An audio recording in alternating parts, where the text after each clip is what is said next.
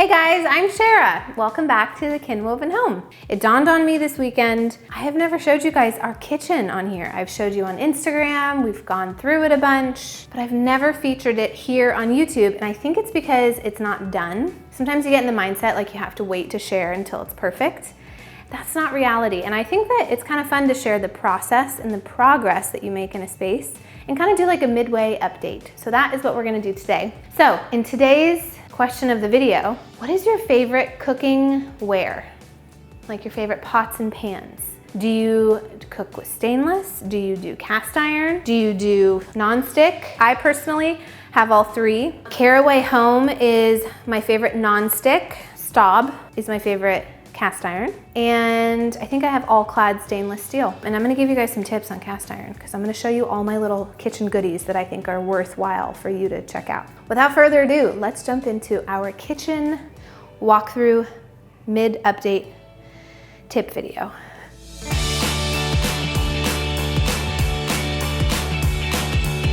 Okay, so the first recommendation I have for you guys is to take your project in phases. Whether you guys have the budget or the time to do a whole renovation of a room, sometimes you have to break it up into what you can do right now. We kind of broke this project up into two phases, and the first phase was tackling this island.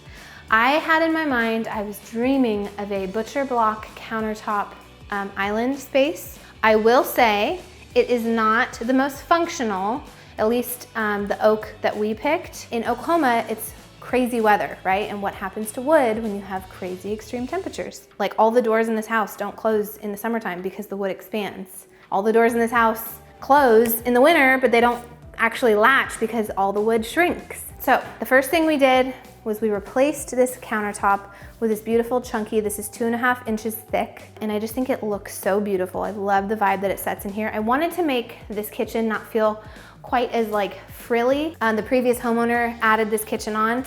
She did a great job with the layout of the space, the organization, the drawers, the cabinetry. You know, it's a beautiful kitchen to start with. We're very lucky, but all of the filigree and like the florets and the little details weren't necessarily our style. So I wanted to add a little California casual to this space, and that's what we did with this countertop. Also, these used to actually all be open, so you could see each of the shelves. It wasn't really the best use for me because I wanted to be able to store kitchen goods or baby products or whatever on those shelves, and I also didn't want Sawyer to be able to get to them. So I closed these off, and we did this kind of like picture frame molding trim on the two front sides here and on the sides of the island as well to kind of still match the time period of the house. Then I added these bar stools, which I love. They're very natural, very comfortable, easy to wipe down. They're kind of a mix of leather and wood, and I love the woven pattern. One thing we are missing, and this is what I mean by like we're in the in-between, is I don't have pendant lights in here yet. The ones that were in here were just not our style, so I actually took them out and capped off the openings. And I'm waiting until I do phase 2 to kind of like lean into picking the perfect ones. I'm just so indecisive about what I want for the pendant lights here. I feel like they're gonna push the style of the space one direction or the other. So I am waiting on picking those two things, but you know, that'll come with time. But what I love most about this island, and one of the reasons that we really wanted to fix this space, was I really wanted a big farmhouse sink.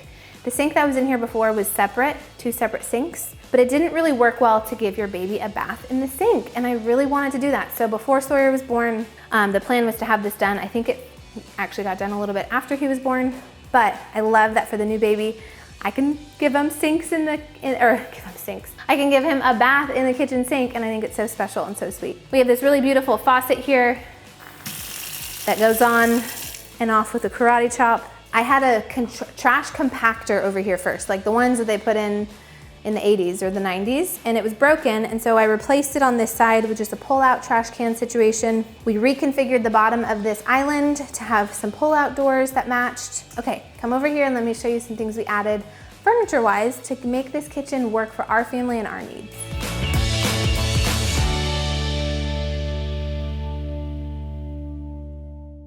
So for our family, we eat a lot of our meals at this table as of now, because we're a family of 3. And I needed a table that was round, that would fit in this little alcove. So I found this table at Article.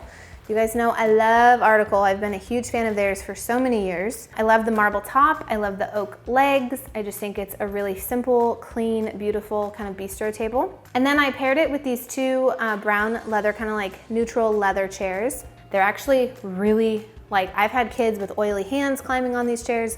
We've had spills. We've wiped them up. They have held up very well. As far as Article is concerned, I love everything that they create, honestly. They have a plethora of furniture, outdoor furniture, indoor furniture, beds, nightstands, all the things. And they have a lot of stuff that's in stock. So if you're looking for furniture, go check them out because they're really great. What else do I want to say? Oh, this is Sawyer's chair. Isn't this cute? This is Stoke, for those of you that are looking for high chairs. I love this particular Stoke baby chair because it has different adaptations for the different stages of baby. They have tray tables that come with them, so if you don't want to have them at the table. But I love that you can adjust it as you go and it grows with baby. Eventually, we'll take this little plastic part off, we'll lower the seat, and he can use this as like an actual chair to sit at the table with us. He can climb up by himself, and it's sturdy. It is an investment high chair, but I think it grows with them, so it's worth it. And I love that they make it in this oak color because it matches the rest of what I got going on over here. You know, one thing I should have done that I didn't do, take out the brackets from old hardware that you removed. Shame on me. Take your brackets off if you're not using them.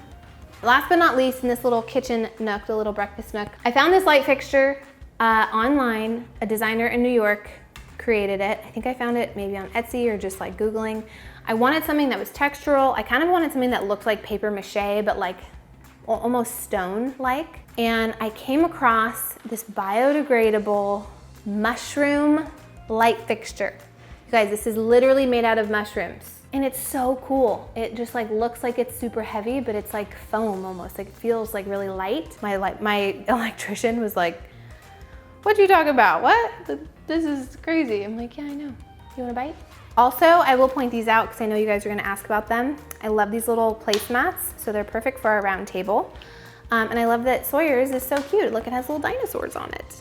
So these are by a brand called Mushy. But they're super easy to clean. They're silicone, they wipe down well, and I think they add some fun little kid personality over here. Speaking of other kid things, let me show you this guy. This is a toddler tower. What I love about this one is that it has this leather strap. I think this is so cool. And it allows so that your toddlers can crawl up in here and help you with dinner or play on the counter or whatever. But it is a really cool thing to have. And I just love that it matches kind of the aesthetic and everything we have going on here. Okay, and then over here is my next tip of the video. And that is to bring the outside in.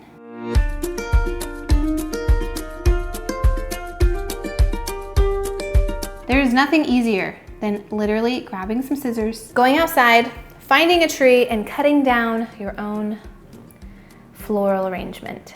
But you can also add in faux greenery, like this guy. And then I added some natural sprigs to it to kind of liven it up a little bit. But this is fake. These are from Target, and I think they're great just to kind of position around your kitchen. I think your kitchen, you could put real greens and like plants and stuff because you're in your kitchen a lot. You'll probably remember to water them, and usually kitchen gets good light. But in the event that you don't have good light or you're just really bad at watering your plants, get yourself some good greenery in a cute little pot or vase because I feel like it adds a lot to a space and makes it beautiful. So also, one other thing, I really recommend if you're gonna have brushes and sponges out on your counter, most of us do, try to pick ones that go with your decor, go with your aesthetic, go with your color palette. These are actually from Whole Foods, so you could find these at a grocery store. But I love that they go with my aesthetic, they're eco-friendly, they look really good when they're on the countertop, they don't look like an eyesore, and they're very functional because I use them all the time. Okay, I wanted to share with you guys, remember I told you cast iron skillet, if you hate cleaning it, Angela, she used to hate cleaning cast iron skillets, and now she's a believer. You could use this. You could also use sea salt. If you just pour a bunch of it in the pan with some water and you scrub with your hand, that will get all the residue of like old food and stuff off of it.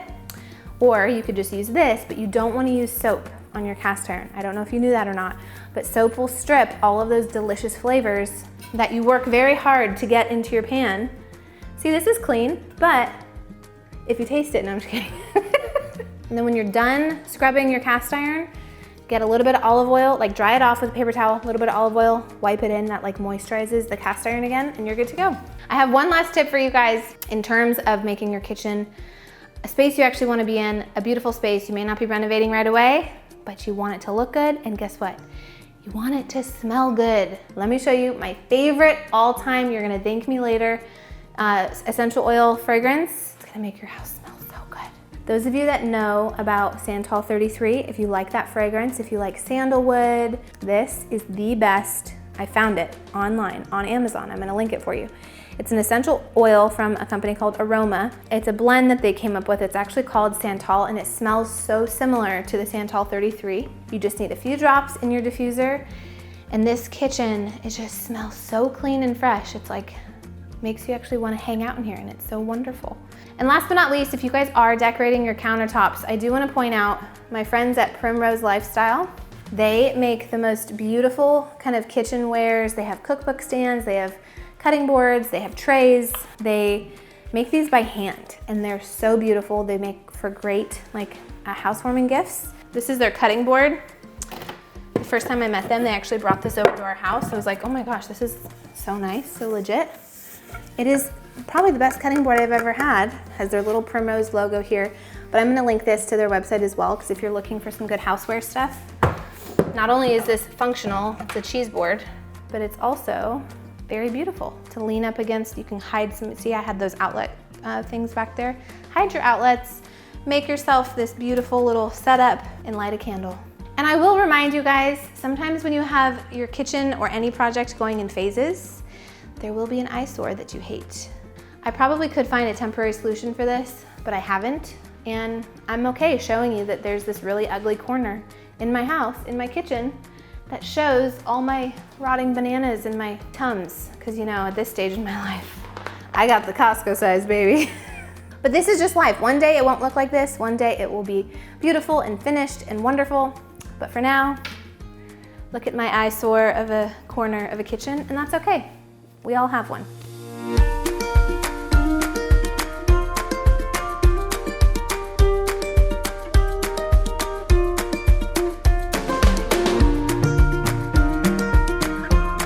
I hope you guys loved this video. I hope that it was helpful. Now you've seen the kitchen in full force, and I'm excited because as we do phase 2 in here and we kind of attack this section of the kitchen, I think it'll bring even more transformation.